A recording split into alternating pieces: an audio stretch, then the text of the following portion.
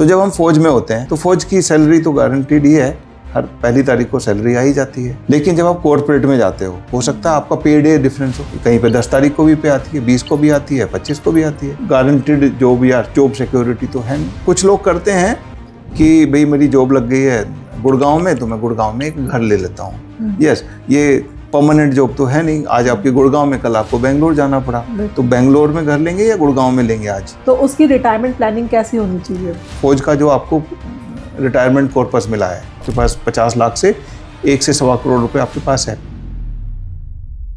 Hello everyone, welcome back to Finvision YouTube channel. आज का topic उन लोगों के लिए है जो मिलिट्री से रिटायर्ड होकर या वॉलंटरी रिटायरमेंट लेकर कॉर्पोरेट में शिफ्ट हो रहे हैं। मिलिट्री टू कॉर्पोरेट ट्रांजिशन एक कैरियर शिफ्ट नहीं है, बल्कि एक फाइनेंशियल ट्रांसफॉर्मेशन भी है। तो आज की वीडियो में हम डिस्कस करेंगे कैसे अपने फाइनेंसेस को स्मूथली मैनेज कर सकते हैं और कौन से स्टेप्स लेने चाहिए ताकि ये जर्नी स्ट्रेस फ्री हो। इन सभी सवालों का जवाब पाने के लिए हमारे साथ जुड़ रहे हैं कर्नल संदीप महलवार, जो कि आर्मी वेटरन भी है और रिटायरमेंट के बाद एक सक्सेसफुल एंटरप्रेन्योर भी हैं और फाइनेंशियल एक्सपर्ट भी है। Hello sir, welcome to the show. Thank you Amita. And बहुत ही पर्सनल टॉपिक है और मुझे खुशी होती है कि मैं अपने एक्सपीरियंसेस और अपने लर्निंग्स को आप सभी के साथ शेयर कर सकता हूँ। सर, सबसे पहले तो हम ये डिस्कस करते हैं कि मिलिट्री से कॉर्पोरेट में शिफ्ट करते वक्त फाइनेंशियल माइंडसेट में क्या चेंजेस आते हैं? देखो, जब हम फौज में होते हैं, आर्मी नेवी एयरफोर्स कहीं भी हैं, सब चीज़ का एक स्ट्रक्चर होता है। एक स्ट्रक्चर सैलरी होती है, वो फिक्स डेट में आ जाती है और हमारे एक्सपेंसेस भी काफ़ी स्ट्रक्चर्ड होते हैं और उसमें जो आपके इंस्टॉलमेंट है वो कट जाते हैं, लोन भी मिल जाता है, सब कुछ, इंश्योरेंस भी वहीं से हो जाता है और हमें हाउसिंग का कोई चिंता नहीं करने की ज़रूरत होती क्योंकि हाउसिंग मिल जाता है। मेडिकल की चिंता नहीं करने की ज़रूरत होती क्योंकि हमारा जनरली एमएच के आसपास होता है और उसके बाद वहीं पे हमारा मेडिकल हो जाता है। और हमें टैक्स की भी ज़्यादा ज़रूरत नहीं होती क्योंकि जो सीडीए है, जितना हमारा एंटाइटल टैक्स होगा, जितना ड्यू टैक्स है, वो टैक्स भी कट जाता है। लेकिन जब आप सिविल में या कॉरपोरेट में ट्रांजिशन हो लेते हो तो ये सब चीज़ें खुद मैनेज करनी पड़ती हैं। जैसे कि जो आपका सैलरी स्ट्रक्चर है उस पर भी आप नेगोशिएट करके उसको भी स्ट्रक्चर करा सकते हो, तो उसका ध्यान रखना है। दूसरे बात, अकोमोडेशन का खुद करना पड़ता है, खुद घर लेना पड़ेगा किराए पे, कहीं उसका रेंट जाएगा, अगर खरीद लिया तो ईएमआई जाएगी, तो वो मैनेज करना है। मेडिकल है, यस, कुछ लोग नसीब वाले होते हैं कि उनको वो पीएमआरए और सुपरएनुएशन के बाद वालों को तो सबको ईसीएचएस की फैसिलिटी मिल जाती है, लेकिन जो शॉर्ट सर्विस या उससे पहले आ रहे हैं उनको वो फैसिलिटी भी नहीं मिलती, तो आपको अपना मेडिकल भी खुद बंदोबस्त करके रखना पड़ता है। दूसरा, एमएच से इलाज कराना अलग है, ईसीएचएस में टोटल अलग है। जब आप सर्विस में होते हैं तो एमएच आपके आसपास होगा, लेकिन जब आप सिविल में चले गए तो हो सकता है आप जहाँ पे एम्पाइंडल्ड हॉस्पिटल्स हैं उससे आप बहुत ज़्यादा दूर हो, ऐसा भी हो सकता है, तो वो भी आपने खुद मैनेज करना है। दूसरा, टैक्स है, टैक्स आपने यहाँ पे खुद मैनेज करना है, खुद उसका एडवांस टैक्स देना है। यस, कॉर्पोरेट, कुछ कॉर्पोरेट होते हैं जो आपका टीडीएस काट लेते हैं, बट वो टीडीएस होता है, उसमें हो सकता है बाकी चीज़ें फैक्टर्स ना हो, क्योंकि जब आप कॉर्पोरेट लाइफ में आ गए तो आपकी मोर देन वन इनकम हो सकती है और होती है, पेंशन भी होती है और कॉर्पोरेट सैलरी भी होती है। तो ये सब सारे का सारा अपने फाइनेंसेस खुद मैनेज करना होता है। यूनिट वगैरह में तो क्लर्क्स वगैरह है या आपके सीनियर आपकी मदद कर देते हैं, वहाँ तो आपने जनरली खुद ही करना होता है। सर, जब मिलिट्री से कॉर्पोरेट में शिफ्ट करते हैं तो इनकम में भी चेंजेस होते हैं। करेक्ट। तो ऐसे में जो इमरजेंसी फंड है तो उसका क्या रोल है? देखो, इमरजेंसी फंड तो एक सबसे ज़रूरी फंड है और सबसे पहला इन्वेस्टमेंट होता है। तो जब हम फौज में होते हैं तो फौज की सैलरी तो गारंटीड ही है, हर पहली तारीख को सैलरी आ ही जाती है और वो आती रही है पिछले इतने साल से। लेकिन जब आप कॉर्पोरेट में जाते हो सकता है आपका पे डे डिफरेंस हो, कहीं पे 10 तारीख को भी पे आती है, 20 को भी आती है, 25 को भी आती है, बिल्कुल, तो वो ध्यान रखना है। ठीक है। दूसरा, आप वहाँ पे आपका कोई गारंटीड जॉब या जॉब सिक्योरिटी तो है नहीं। आपका कॉर्पोरेट अच्छा है, लेकिन कल को अच्छे कॉर्पोरेट में भी प्रॉब्लम हो जाती है, छटनी हो जाती है और ले ऑफ होते हैं, तो आपके इमरजेंसी फंड और जिसको कंटीजेंसी फंड भी होते हैं उसकी ज़रूरत बढ़ जाती है।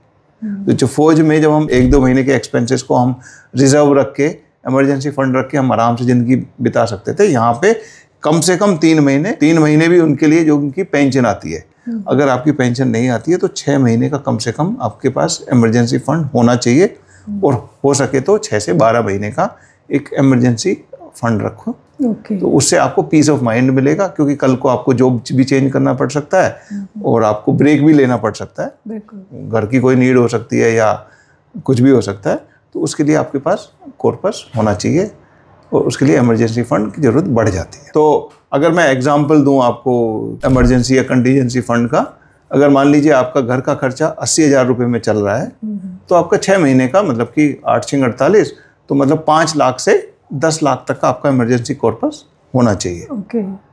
उसको रेडिली अवेलेबल लिक्विड फॉर्म में रखें, उसको ज़्यादा रिटर्न्स की या कुछ ऐसे लोकिन में ना डाल दें कि रिटर्न्स के चक्कर में उसको आपको वो ज़रूरत पूरी ना कर पाए, क्योंकि ये पीस ऑफ माइंड के लिए है। कल को आपकी जॉब लॉस भी हो सकती है, उस टाइम पे ये आपको स्टेबिलिटी देगा। ओके सर, एक और मेजर चेंजेस आते हैं उसमें टैक्स स्ट्रक्चर पर। करेक्ट। जब आप मिलिट्री से कॉर्पोरेट में शिफ्ट होते हैं, यानी कि पेंशन से सैलरी पे, हाँ, तो एक कंबाइंड टैक्स पर उसका क्या इम्पैक्ट पड़ता है? ओके, ये बहुत इंपॉर्टेंट एस्पेक्ट है और ज़्यादातर लोग इससे सफ़र करते हैं। तो जब आप मिलिट्री से कॉर्पोरेट गए, तो मिलिट्री में तो आपका CDA सब कुछ काट के ही देता है। कॉर्पोरेट में आपका कुछ कॉर्पोरेट काट लेते हैं, ऐसा नहीं है कि वो नहीं काटते सारे, कुछ वो TDS काट लेते हैं। फिर भी आपको अपना खुद ध्यान रखना है। ध्यान तो फौज में भी रखना था, लेकिन फौज में काम चल जाता है, इधर नहीं चलेगा। दूसरा है, कोई भी कॉर्पोरेट जब वो अपनी सैलरी या टैक्स स्ट्रक्चर निकालता है, जब वो टैक्स कैलकुलेशन करता है, तो वो आपकी पेंशन का ध्यान नहीं रखता। क्योंकि इधर इस फौज से आप अगर पेंशनेबल सर्विस सुपरएनुएशन या PMR हुए तो आपकी पेंशन तो आ रही है, जो कि आर्मी ऑफिसर की माने तो तकरीबन 1 लाख के करीब आ रही है। तो 12 लाख रुपए की तो आपकी वो हो गई, जिसपे फौज ने भी टैक्स नहीं काटा। जो PCDA हमारा या स्पर्श के थ्रू जो आ रही है या बैंक के थ्रू आ रही है, तो उसने भी टैक्स नहीं काटा। उसने सोचा कि भाई 12 लाख है तो उसमें 7 लाख रुपए तो टैक्स फ्री हो गया न्यू टैक्स रेजिम में, उसके ऊपर 5 लाख है, उसमें आपने 10% TDS काट लिया। और जो आपका कॉर्पोरेट है उसने भी यही सोचा कि भाई इसके सिवाय शायद कोई इनकम नहीं है, तो उसने भी जो 7 लाख का जो लिमिट है, जब तक न्यू टैक्स रेजिम में जब तक टैक्स नहीं काटेगा उसके ऊपर टैक्स काटेगा, तो उसने ऊपर का TDS काटा। लेकिन जब आप टैक्स पे करने जाओगे तो ये दोनों फॉर्म 16 मर्ज हो जाते हैं। बिल्कुल। तो आपका जो बेसिक एग्जेम्पशन था वो तो एक ही जगह मिलेगा। तो आपको टैक्स कैलकुलेट करके, मेरा सजेशन तो ये होगा, टाइमली TDS जमा कर दें, जिससे कि आपको पेनल्टी ना लगे। और अगर आपको पता नहीं है कि पेनल्टी क्या लगती है, तो जिस दिन से आपका टैक्स ड्यू हो जाता है उस दिन के बाद वो पहले तो पेनल्टी और उसके बाद हर मंथ का 1% इंटरेस्ट आपको देना पड़ता है, जो कि मैंने देखा है मेजॉरिटी ऑफ द केसेस में लोग देते हैं। एज्यूमिंग कि मेरा TDS कट गया और पे आ रही है तो उसका टैक्स कट रहा है, नहीं वो पूरा नहीं कट रहा, कैलकुलेट करने की ज़रूरत है या कराने की ज़रूरत है। ओके, ये क्रिटिकल एस्पेक्ट है, जरूर ध्यान देना चाहिए। अच्छा, बिल्कुल सर। जब कॉर्पोरेट में शिफ्ट करते हैं तो वो भी काफ़ी बेनिफिट्स प्रोवाइड करते हैं, लाइक आपका इंश्योरेंस हो गया, EPF हो गया, और स्टॉक्स हो गया। तो हमें इसमें कौन से बेनिफिट्स का लाभ उठाना चाहिए, यूटिलाइज करना चाहिए? देखो, अगर आपको कॉर्पोरेट ये सारे कुछ फ्री में दे रहा है तो सारे लेने चाहिए। ओके। लेकिन कुछ कॉर्पोरेट क्या करते हैं, आपके CTC जो होता है, कॉस्ट टू कंपनी बोलते हैं, उसमें ये फैक्टर इन कर देते हैं। तो then you can be little calculative about it. अच्छा, जैसे कि आपने बोला हेल्थ इंश्योरेंस, अगर मेरे पास ECHS है और मैं यहाँ पे ग्रुप इंश्योरेंस के पैसे दे रहा हूँ, तो मैं उसको अवॉइड कर सकता हूँ।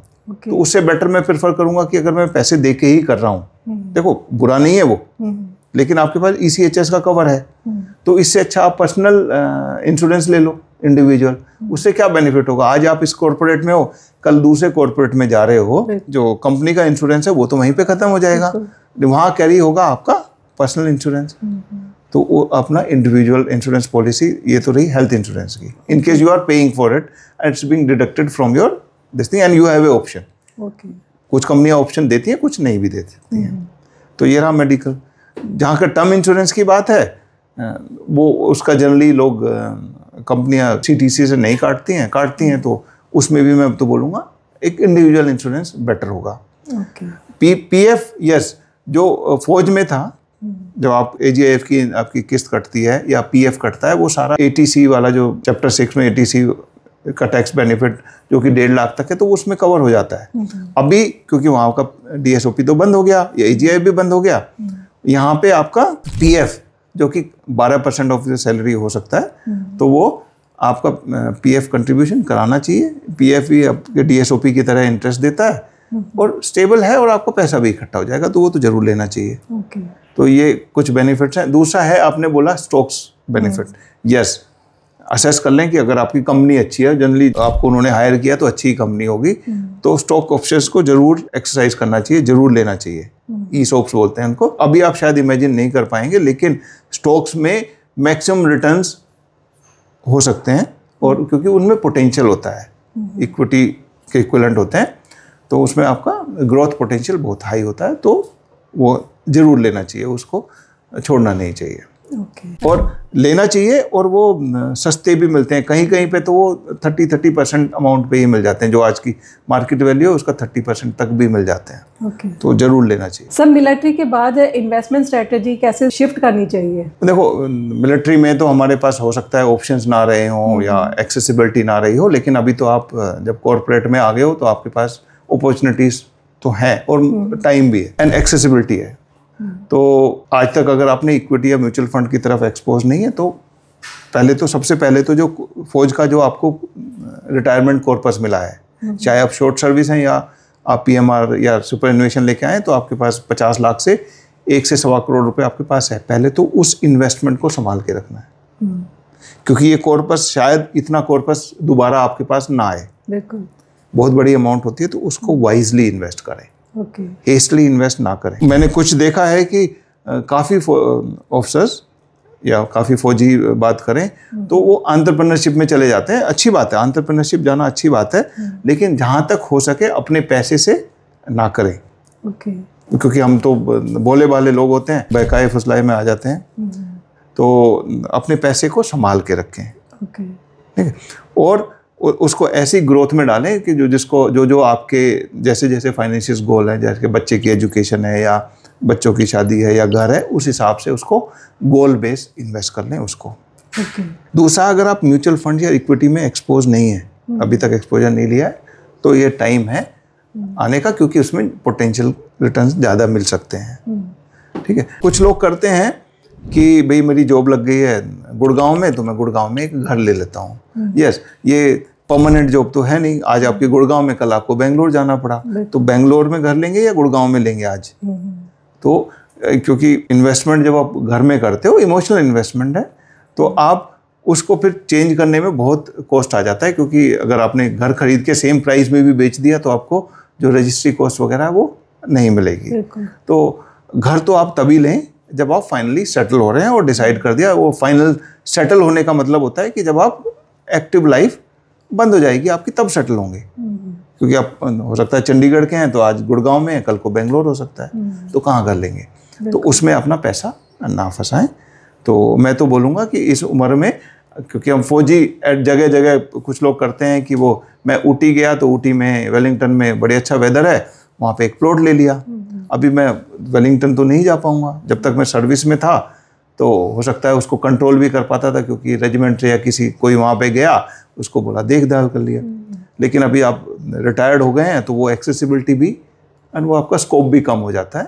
तो मेरा तो विचार ये होगा कि उसको कंसोलिडेट कर लें, जहाँ तक हो सके ऑनलाइन कर लें, और ज़्यादा एक्सपेरिमेंटेशन में अपना पैसा, अपना कमाया हुआ पैसा ना डालें। क्योंकि हमारे पास, फौजियों के पास लिमिटेड पैसा होता है, तो उसको सेंसिबली इन्वेस्ट करें और कंट्रोल में रहे।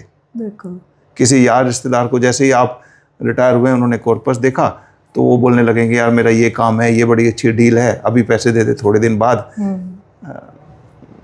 जरूर मदद करें, लेकिन सोच विचार कर करें, क्योंकि ऐसे ही लोगों का बेवकूफ़ भी बन जाता है, फिर आप उनके पीछे घूमते रहते हो। तो ये कुछ इन्वेस्टमेंट के तौर पर, क्योंकि यहाँ पे आपने खुद जिम्मेवारी है, वहाँ पे एक रेजिमेंट थी, एक ऑर्गेनाइजेशन था, आपकी सपोर्ट थी, वो सपोर्ट खत्म हो जाती है। बिल्कुल सर, जब एक एक्स सर्विसमैन 45 to 50 की एज में कॉर्पोरेट में शिफ्ट करता है तो उसकी रिटायरमेंट प्लानिंग कैसी होनी चाहिए? 40 to 50 एज जो है, एक पीएमआर लेने के लिए मैं तो बोलूँगा, पहले तो सर्विस के लिए फौज से बेटर जॉब नहीं है आउटसाइड, क्योंकि जो आपको फौज एनवायरनमेंट देती है, फैसिलिटीज़ देती है, उनका यूज़ करिए, वो आपके बेस्ट सर्विस है। मेरे हिसाब से उससे बेटर कोई सर्विस नहीं है। फिर भी आपने छोड़ने जाना है तो उसका टाइमली प्लान करना है, और बाहर जाके तो आपके फाइनेंसेस आपके काम आएंगे। तो आप टाइम से ही अपने फाइनेंसेस को अलाइन करना शुरू करिए, अपने इन्वेस्टमेंट को अलाइन करिए, जिसमें आप धीरे धीरे इक्विटी एक्सपोजर लें, थ्रू म्यूचुअल फंड्स जाएं और अपना एक कॉर्पस बिल्ड कर लें, जिससे कि आपको अगर बाहर जाके स्ट्रगल भी करना पड़ा तो आप फाइनेंशियली तो सफ़र ना करें। तो जितना कॉर्पस बना लेंगे और वो इन्वेस्टमेंट के थ्रू ही आएगा, उतना अच्छा रहेगा। सर, फाइनेंशियल ग्रोथ के साथ स्किल ग्रोथ भी इम्पोर्टेंट होता है। करेक्ट। जब एक्स सर्विसमैन कॉर्पोरेट में शिफ्ट करता है तो क्या उसे एक कोर्सेज और अप स्किलिंग की नीड होती है? यस।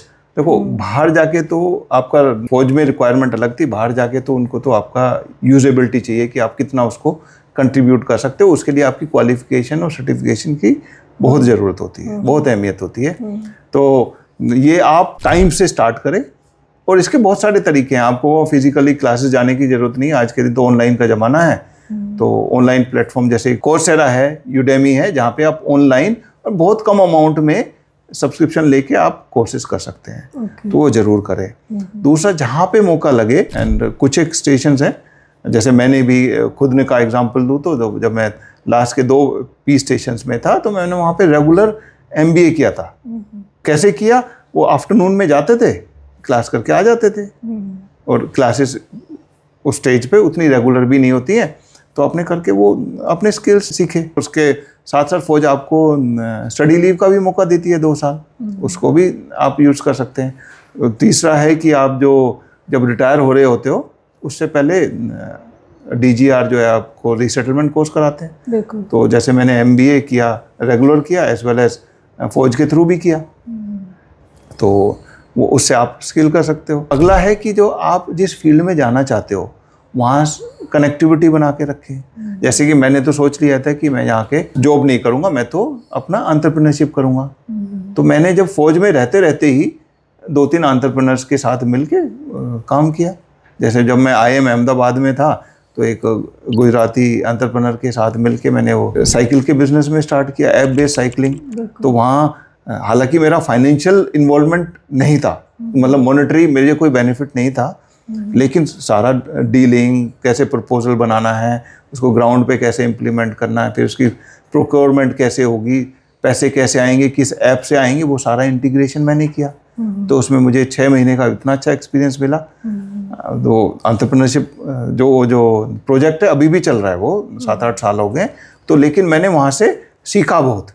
मॉनेटरी बेनिफिट नहीं हुआ, लेकिन मैंने एंटरप्रेन्योरशिप में वही फॉर्मूले यूज़ कर रहे हैं। उसके बाद में आने का पर्पस ही एक एंटरप्रेन्योरशिप था, अपना कुछ काम करना था।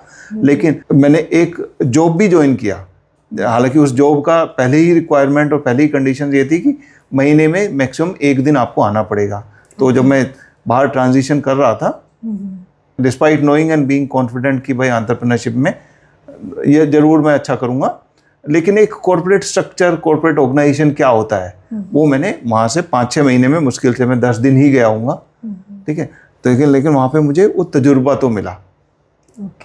तो ये सब आप कर सकते हैं, जो आप प्रिपेयर्ड होके जाएंगे तो बाहर सक्सेस मिलेगा, जरूर मिलेगा। तो सर, आपके फिर फाइनल टिप्स क्या होंगे जो मिलिट्री से कॉर्पोरेट में शिफ्ट हो रहे हैं उनके लिए? अगर मैं समराइज करूं, 5-6 स्टेप्स ये होंगे कि पहले तो एक इमरजेंसी कॉर्पस रखना है, जो कि 6 महीने का आपका खर्चा होना चाहिए, जिससे आपको स्टेबिलिटी मिलेगी बाहर, ठीक है।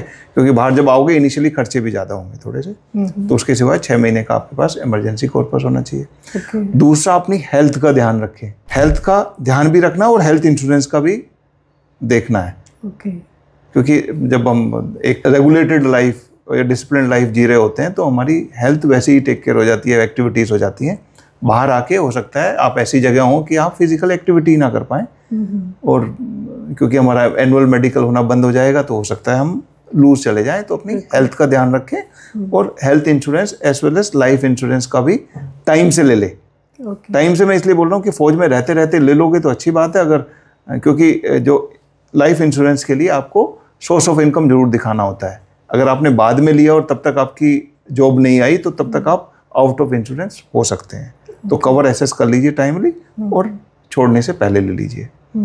अपना जो कॉर्पस आया है उसको डाइवर्सिफाइड वे में डाइवर्सिफाइड पोर्टफोलियो में अच्छी तरह इन्वेस्ट करें और ग्रोथ के लिए इन्वेस्ट करें। अगला है कि अपनी टैक्स प्लानिंग जरूर करें, क्योंकि जैसा मैंने बताया कि आपको पेंशन पे भी टैक्स देना पड़ेगा और सैलरी पे भी देना पड़ेगा, और कॉर्पोरेट आपकी एक जगह काटेगा और दोनों जगह वो आज के दिन जैसे 7 लाख का अगर बेनिफिट मिलता है tax free new tax regime में, वो दोनों दे देंगे। तो सडनली जब आप टैक्स भरने जाओगे, सीए आपको बोलेगा कि सर इतना टैक्स और इतना उस पर इंटरेस्ट और पेनल्टी, तो आपको हो सकता है 4-5 लाख रुपए इकट्ठे देने पड़े, तो नुकसानदायक हो सकता है। तो टैक्स प्लानिंग करें और अब हो सके तो कंपनी से नेगोशिएट करके अपनी सैलरी को भी उस हिसाब से स्ट्रक्चर करें जिससे कि आप उसका मैक्सिमम बेनिफिट्स उठा सकें, क्योंकि वो अगर वो उस हिसाब से स्ट्रक्चर हो गई तो आपकी कई जगह काफ़ी सारी आपको टैक्स में फ़ायदा हो सकता है।